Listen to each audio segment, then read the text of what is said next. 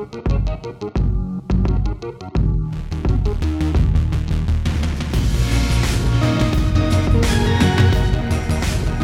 Nerf Herder, I'm Matty Thomas. And I am Ben Milton. Thanks for joining us for another episode of Certain Point of View as we explore the Star Wars galaxy.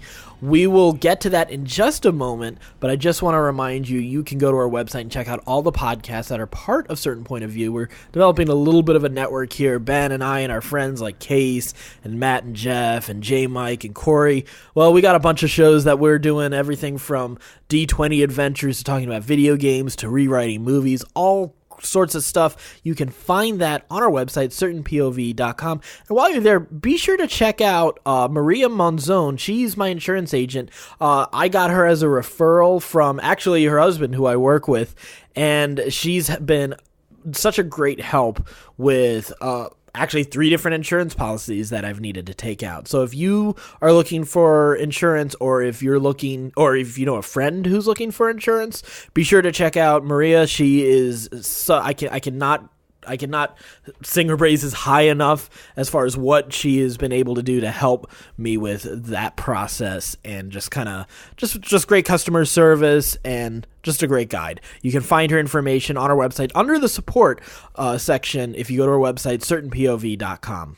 All right, Ben. So we're going to talk about it's our continuing series of the Poe Dameron comic series in our project to catch up on all these Star Wars Marvel comics since Disney bought Star Wars. We'll talk about that in just a moment. Unfortunately, we'll have an interesting guest next week that kind of ties back into that. But this week, before we go any further, I just want to say, I've been trying to get a little healthier, but I'm in the midst of another move, and it's only been like 3 months since my last move, and I have been eating terribly this week. Really? Oh, you know my what, God. I've got Popeyes with me right now. Oh, Popeyes. Okay, yeah. Strong choice. Yeah. I signed a new contract at work today, and so I had the obvious celebration meal. No, I didn't. You didn't? I'm so proud of you. Here's what's weird. Like, I've been really not working hard, but I've been like working out, and I've been going to the gym, and I've been going to yoga classes. Hot yoga, Ben. Hot yoga. I did hot yoga one time. Let's not get carried away. Okay. I would love to do it again. I would be going again, except for it was the very last class. The teacher was going on maternity leave. Yeah. So I showed up and I just sweat through this miserable hour-long process just to find out, like, no, she's not going to be here anymore. So, sucks to be you, kid. So anyway, I've been like working out and trying to be healthy. Well, I decided to have pizza today for lunch. Okay, that's not bad. Do you remember when we lived together? Oh. Like I had this horrible knack of whatever I decided to have for lunch is what Jenny would make for supper. Oh, I remember that. Yeah. Yeah, and it still holds true, dude. It's still, I came home and she's like, "Hey, we're having pizza tonight." I had so much pizza today. It's insane. I'd have to go to the gym for a month to work off all the pizza I ate today. I'm so ashamed. Yeah. Remember Weight Loss Civil War? That was a different time. It seemed like a good idea at the time. Yeah. Yeah, well, we'll get back on the weight loss train real soon. So, I have to. Like, I absolutely have to. So yeah, I do too. I really do want to get a lot healthier this year, and yeah. And I am like I feel it by going to the gym as much as I have been. So yeah. Well, I spent some time budgeting and working out my meal plan, and even alternating some of those meal plans so that there's a little bit of variety built in already. So just trying to trick myself into enjoying it. So that's been sort of the key right now that I'm focusing in on. So right. But speaking of fat, apparently. Well, as we already know, people on the internet are truly at their worst. And it turns out that Ray Park, who is the guy who plays Darth Maul physically, well, he was, it's been over 20 years. Yeah. Or it's been about 20 years since Phantom Menace came out. And, so obviously people, change as time goes on. What you and I were like in high school is not what we are now, for sure.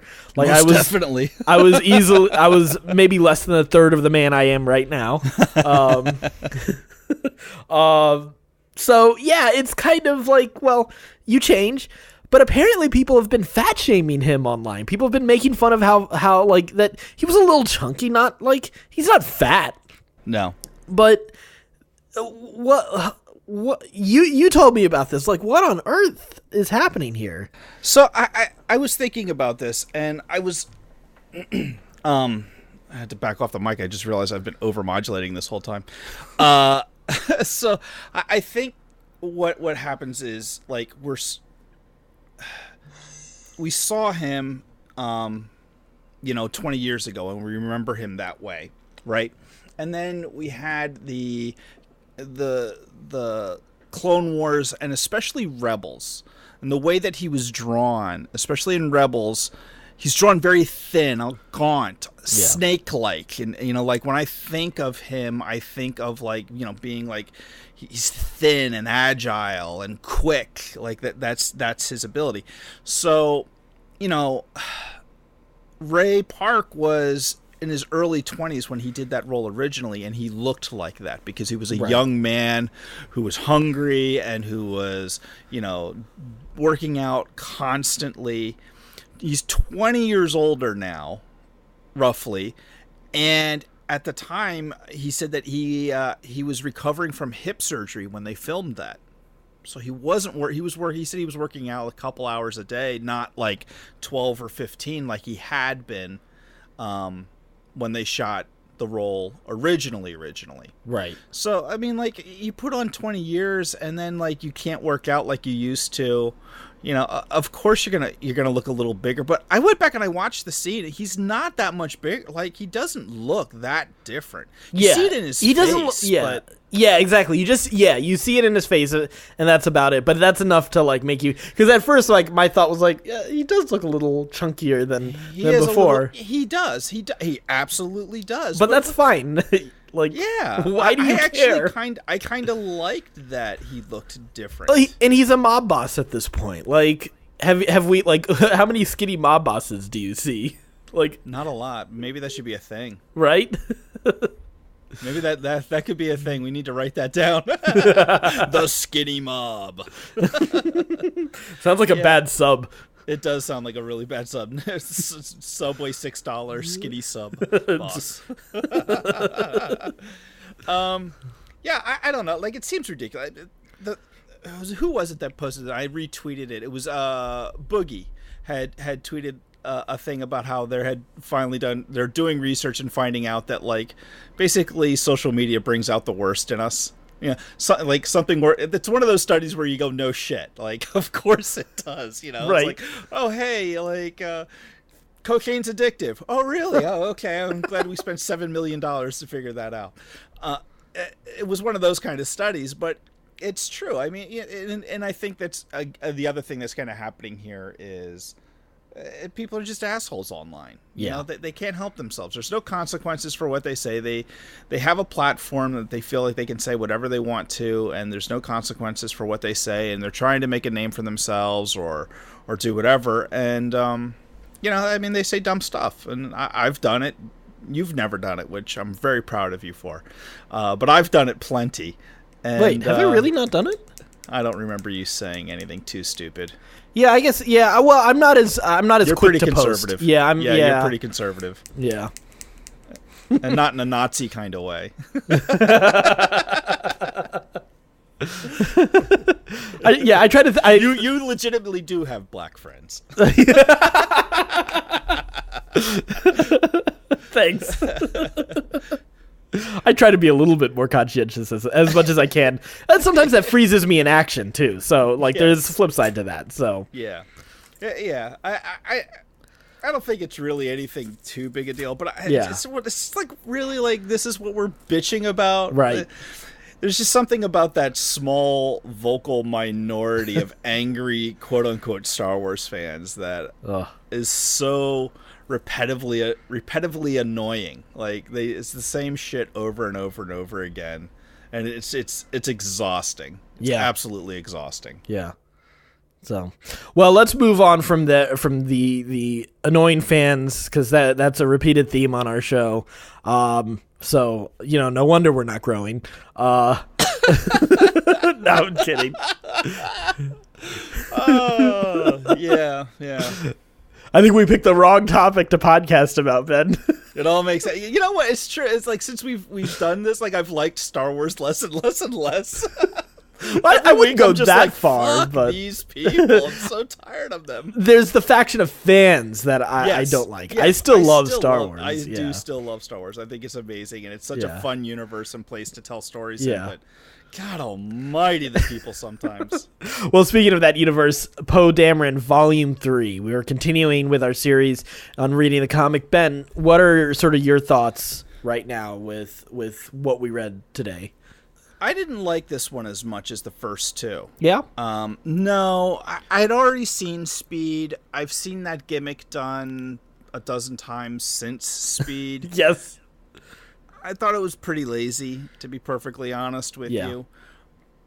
And it didn't really do much for me as far as character development. Right. So just to kind of recap a little bit, I we need to figure out when we're doing spoilers, when we're not. But hey, spoilers.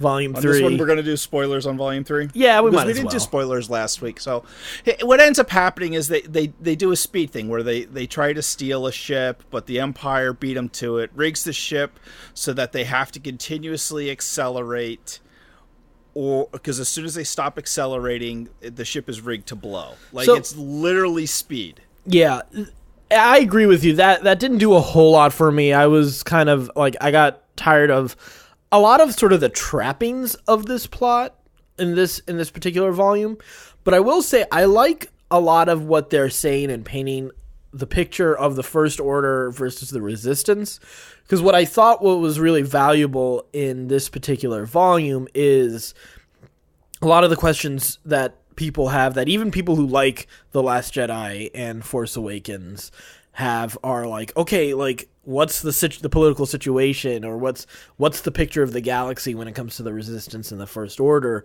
How is the First Order even come into being? Everyone, wants these long drawn out answers that would, result in votes of no confidence types of scenes that we saw in the prequels. We've talked about that. That's not the place. The movies are not necessarily the place to do that, and they weren't the place they did it in the originals either, for that matter. But people want that information now that we're at a certain point with this universe where they want certain details to flesh it out. And I think this story gave a lot of that. The idea of, okay, Leia has her contacts. She got them from Han. You have all these different smugglers that are being eliminated. I thought that was sort of an interesting story. Then you have Serlinda, the journalist. So you have okay, what's their perspective in the galaxy? What does Hosnian Prime what's their perspective? What does the New Republic see as the galaxy? What is interesting? This idea of the I actually really I was kind of not crazy as I was going through the first half of this volume, but the second half of the volume I was a whole lot more interested, especially as we got into stuff about okay, propaganda, war is just a story where they're two competing stories and one just kind of wins, and just the idea, I liked sort of this idea of it sets up a lot of ideas for The Last Jedi in a very interesting way, because you get to really see that the Resistance has so little resources, but it also has to be different from the Rebellion in an interesting way, where the Rebellion wasn't able to be quite as public. The Resistance has to make a statement about the First Order, because the First Order is the one that's in the shadows right now. And I think that's an interesting distinction. Yeah, I agree. It is, and you're absolutely right. It does a lot of good things, world building. There's a couple interesting characters. I agree. I think the journalist is really interesting, and I thought her turn to the Resistance was a little forced. Yeah. The only thing that I think helped that is the fact that she served in the New Republic with Poe, and she was also the kind of person who was like trying to find stories that mattered, and her editor was kept her wanting her finding sensational stories. So if it wasn't for that detail, then I think I would have felt like, oh yeah, it's a little like that turn isn't crazy. But I kind of like at first, like the reveal that like, oh no, she's about to betray them. But oh no, it turns out that she is actually going to make the right decision type of thing. I kind of liked that. I did too. They went to the well a few too many times with her. That's true. At the end, they'd go through it again. Yeah. That's why there's just little things like that in this volume that just take it a notch down for me compared to the first two volumes. Yeah, where it's not as interesting of a story. The characters aren't quite as interesting at this point. Even the redemption arc, I wasn't particularly that fond of. It was okay, but it wasn't surprising. Yeah. But it wasn't particularly surprising in any way. The sacrificial death didn't really mean a lot. Yeah, you know what? I felt like this volume was overly dependent on tropes. Yes. That you saw, other than Sir Linda's first turn, you didn't really, like, everything was pretty typical. Like, even Terex, with his mind-controlled version being able to break away for a bit, it was very paint by numbers. Yeah, I agree. So, yeah, and I do agree. That was definitely a little bit weaker and made it, like, this wasn't quite as much of a page turner. I think volume 2 so far has been my favorite. Right. And, like a character as charismatic as Terex in the state that he's in is not as interesting, and the new commander that we face is a little bit over the top cackly, Yeah, like complete with roid rage and stuff like it. Just yeah.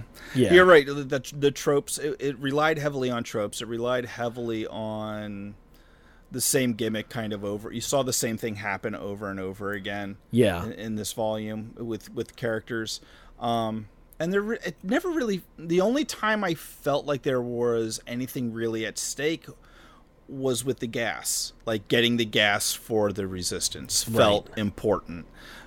But then they messed it up by running that through the speed trope. Like, yeah, it was still like you didn't. There had to be another way to do that. Like, it's such a Bond villain type of thing to do. Right. Like, okay, here's what we're gonna do, guys. We're gonna bring explosives. Yeah, exactly. Now and they gotta go fast. I will add, though, while there's some really cool thematic things and world building in this, I did like there was a lot of interesting character touches with Jess Pava in particular. And I also thought Snap Wexley were a little bit more interesting in this particular volume for me. I don't know if it's just because I saw Greg Grunberg, and Colleen Wing, and got excited. Yeah, but you know what? I will say I really like the thing with Jess Pava where they built out her character a little bit more. I found out apparently people are shipping Jess. There's this whole Jess Pava and Ray shipping going on right now, which is, I think, of course there is. I mean, it's fan fiction. Like, everyone gets shipped with everyone. So, I think that's kind of funny. What I thought was interesting, and not so much like the little flashes of her backstory, which I thought was okay, but it was, again, like dealing in tropes. I really liked the bit about her being the destroyer of droids. Yes. And that droids would now malfunction around her rather than intentionally. Get new ship. Yes. Yeah. I thought that was great too. I thought that there were little character touches, and I also liked Poe sort of buying into his own hype about like when he and Snap Wesley are breaking out of the ship. I did that. You didn't do that. Yeah, you didn't do that, Poe. The door just opened because Audie is working on from a control panel and opening up the door, and all sorts of things are happening. I thought that was sort of fun. Yeah. But it like continuing to paint this a character. What I think this series is doing exceptionally well at is filling out Poe's character, and it's continuing to build on what we've already talked about in the last 2 volumes. But a character who is so dependent almost on his bravado and the simplicity of being a pilot, as opposed to being the leader who has to make tough moral decisions. And I think that I think is what's the strength of this series, is sort of setting up that. I'm like, in some ways, so here's an interesting thing. Like, one of the criticisms I feel like we see in the sequels a lot is that there's not really a plan for this sequel trilogy, which I agree. And I think it's also because the original trilogy didn't really have that much of a plan. I think people have overblown what George Lucas's original scripts and treatments were like, and just how detailed they really were. But there's that complaint, like, okay, well, JJ did his own thing, then Rian Johnson did his own thing, and now JJ is going to do his own thing, and there's no like thought about like where are we going. And I don't think like it's completely out of like there's no thought as to where they go, but they do keep it open and possible for things to change, which is like, thank God they did that for the originals. Otherwise, I don't think those movies would be anywhere as awesome as they are.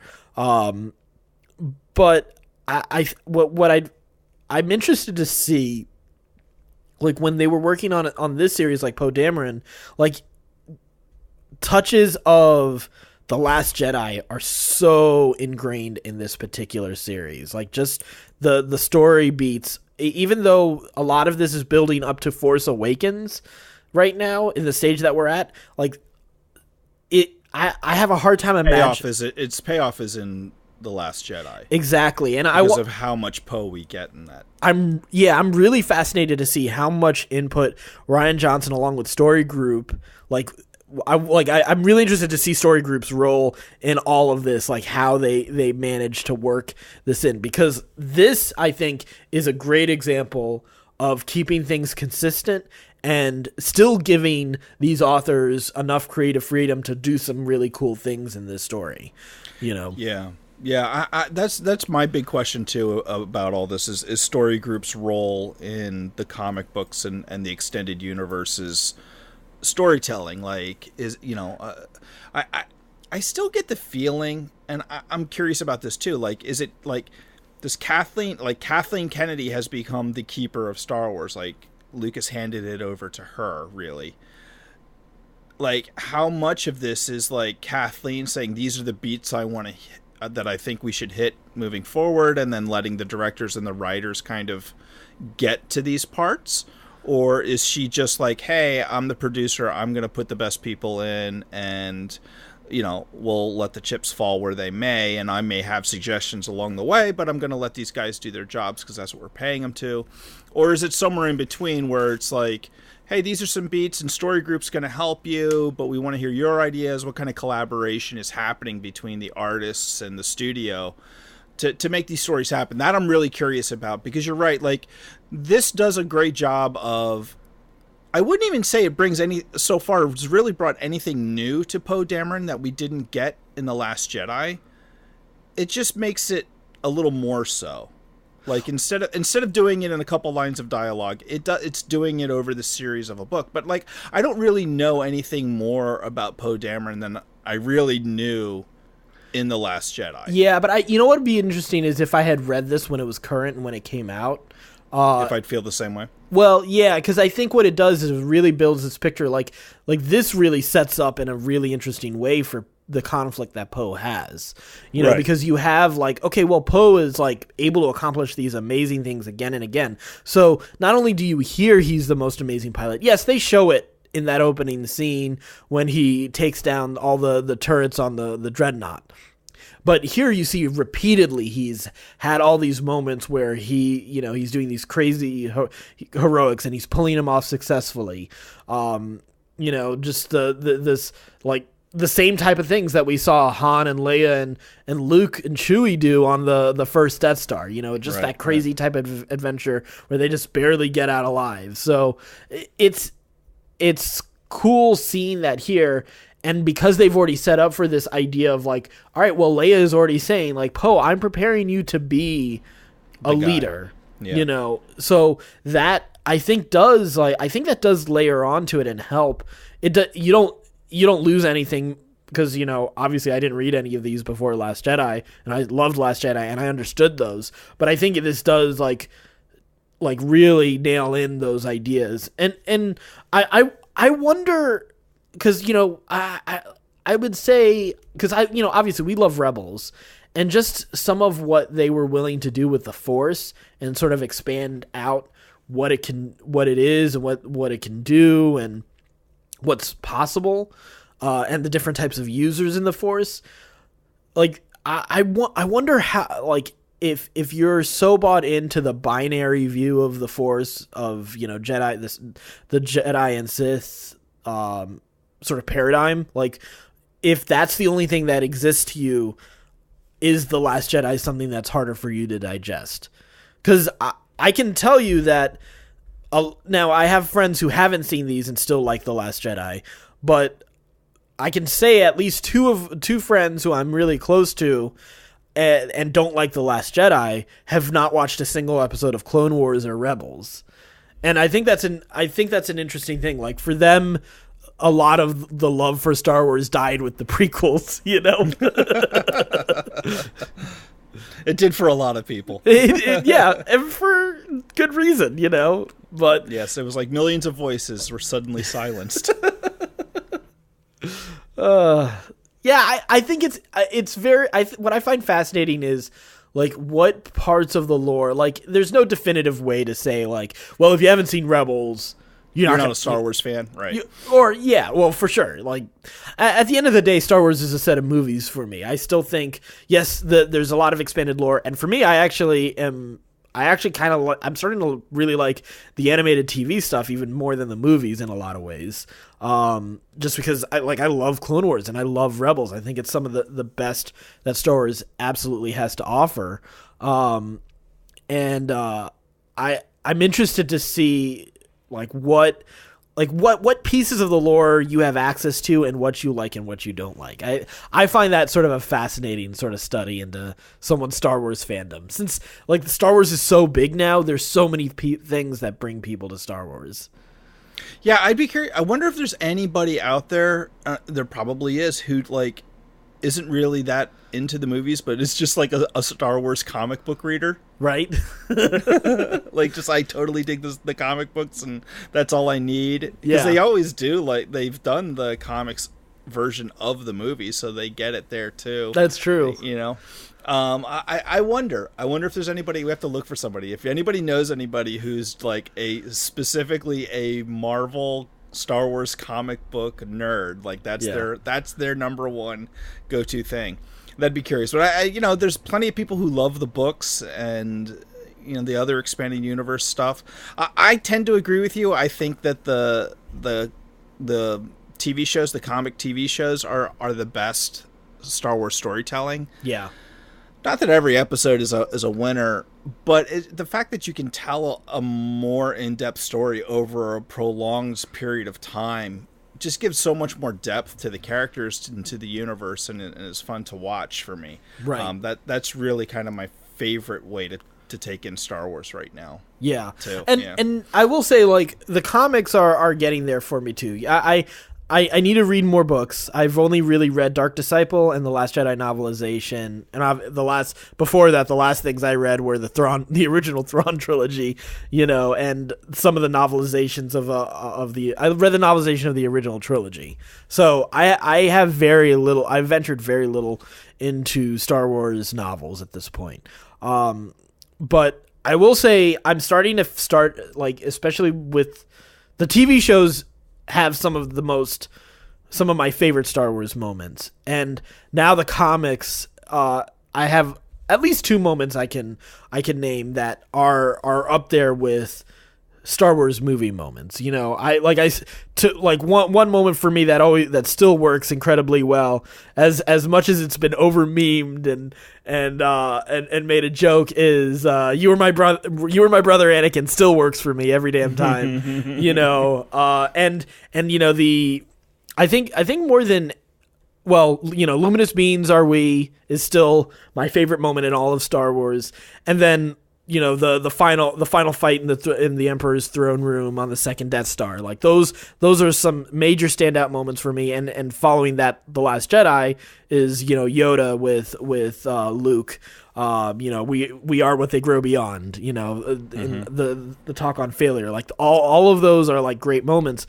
But what I think is really cool is now, like, you have these TV shows that have added to those moments. Like for me, like Ahsoka leaving Anakin at near in the second to last season of Clone Wars is such a heartbreaking and amazing moment. Like even the way they do the music, the conversation between Ahsoka and Anakin about what they want, and the way the Jedi limits them, and them the moment of understanding that they have, but yet the pain. Like there's so much like just poured into that. And then to follow that up is like Rebels, when you have Kanan's death.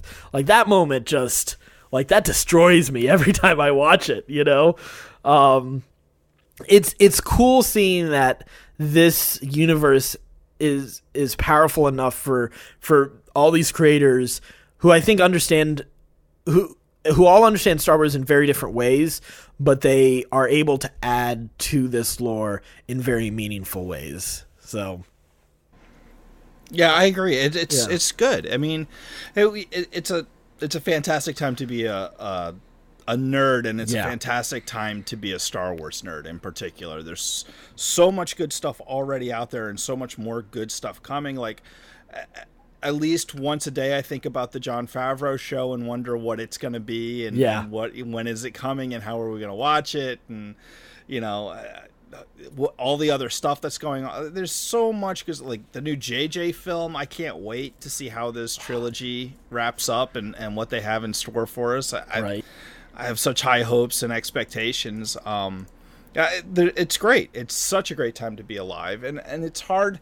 It's hard to get past some of the negative that's online, because it seems to be so pervasive. But I think that it's important to do so and get past it. I have to remind myself, I'm like, no, this is just somebody being a dick. It doesn't change how much I absolutely love this universe and this storytelling. So, right. No, I'm the same pleased. way. I'm totally the same way. I have to, like, I make the mistake of reading through too many of those threads and then getting frustrated, and then I'm like, okay, you know what? It's not that big of a deal, first off. And two, it's also like, this is just one fan, and this is their opinion. They're entitled to it, as much as it's wrong. But you know, and I'm like 95% sure that a lot of those people aren't even really fans. Not anymore. Like they could have been at one time, but like you know what I think is fine to say is it's all right. I used to be a fan, or maybe not even used to be. It's like, I like the original trilogy, and you know what? That's it. Like, it is okay to say that, and it's okay to say like, as much as this one weirds me out still, I like the prequels, you know? It's hearing someone say that is just like, really? It's hard for me to take you seriously, but you know, that's who you are. That's fine. Like, there's something that speaks there. I get it if that's how you were introduced to Star Wars. Exactly.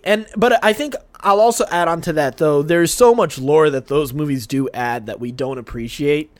For sure. By any means, like there's so much that what we know of the Jedi is actually built by the prequels in a huge way. Right. And that hasn't taken away my love for the Jedi, you know. So I think it's an interesting, it's a very interesting path that a lot of Star Wars fans have taken. And it'll be interesting to see what happens to the fandom after Episode 9. I don't think anything's going to happen. I think it's going to remain where it is, where you have a small, angry minority who's very vocal about what they hate and what they believe is happening. It'll be interesting to see what happens to their presence, though, because I do think that can change. Just how, because right now it does feel like there is some degree of, at the very least, Lucasfilm has to take them into account with how they release information, even if that isn't guiding their decisions on storytelling. At the very least, they have had to change a little bit of what they do operationally, just because of how much they have to deal with some of those people, whether it's online harassment or just like people blowing little fragments of news or rumors into something much bigger, to the point where I think they're more concerned of that than they are about, the trolling happening. Yeah, you know what I mean? For sure. Because I feel like the community has done, and it has kind of had a backlash against that. I know that there was one podcast in particular that I'm thinking of. I can't remember the name of it, but they were delisted as an official Star Wars fan club by Lucasfilm. And they were basically chased off of Twitter by other podcasters and fans who didn't want to hear what they had to say. Yeah. And I don't think that's the right way to go either. I'm not into silencing people, right? Just because you disagree with them. Yeah. Yeah. But whatever. That's what happened. So I feel like, and then they just gave Star Wars Ultimate Fan to a podcaster who is in that group of people that is very social justice conscious and talks a lot about that on his show and online and stuff like that. So I don't think Lucasfilm is really all that concerned about, their the alt-right, the alt-right's perception of what they're doing. I don't think that has a big impact on their decision-making process. I think the leaks have a big decision-making impact on their process, right, as far as what they do and how they release information, stuff like that. For sure. Yeah. Well, I think that wraps it up for this episode. Let us know what you think. Be sure to check out the Poe series. Continue to read with us. You know what? I'm actually going to pull up, while we were still recording, what we're going to read next, so that let's see. I can't wait. Right? So that people can actually get a chance to read this. For the one person who decides, oh, you know what? Yeah, I'll read a little bit of this. I'll read this with these idiots. See what they actually have to say about this and if it matches up. Check us. Check to see if we've actually read the things that we are saying we're reading. Let's see. So I'm looking at, how do I see information on this thing? Oh, this is getting complicated. Right? Because I'm trying to... got his tech. I'm trying to see what... okay, so Poe Dameron 29... is the last issue I have. And let's see. So I think actually at this point, so we have Poe Dameron Annual number 1, and then basically issues 20 through 29. So I think we'll catch up to where it is currently for our next recording. We're going to do all that? Okay. So that'll be in 2 weeks, though, is our next Poe Dameron episode. Oh, that's right. Yes. So, that's right, because we have a special guest next week. Exactly. So we'll do that, and then the week after, we'll probably move on to the main Star Wars title, and then Dr. Aphra, and continue with sort of alternating between the main Star Wars title and Dr. Aphra. And then eventually we're going to be getting onto the current Darth Vader series. And that, I can't wait. That is going to be amazing. That is going to be that I'm excited fun. About. So there's a lot of amazing stuff in that series. If you haven't already read it, I cannot recommend it highly enough. The first Darth Vader series was amazing. This second one's is just as awesome and in different ways. So it is really cool to see. You can check that out. You can check out all of those comics from Marvel. There's a variety of different ways. I'm using Comixology. There's Marvel Unlimited. There are so many ways you can do it. You can go to a local comic book store. Plenty of these are already in trade. We've been reading the trade, the collected volumes so far. And now we're starting to get into individual issue territory. So you can catch up on all of those and check those out. And of course, you can check out all of our podcasts, and you can let us know what you think about any of these issues. Just message us on social media. We have a variety of social media. We're on Twitter. We're on Facebook. We're on Instagram. We're on a bunch of different things. You can reach out to us, and we'd love to talk with you. We're always down to nerd out. You can reach out to us through any of those social media on our website, certainpov.com. You can find them all there, certainpov.com. Be sure to check out Patreon if you'd like to be a part of what we do on this podcast. Again, all of that is on our website, certainpov.com, and until next time, stay scruffy, my nerf herder.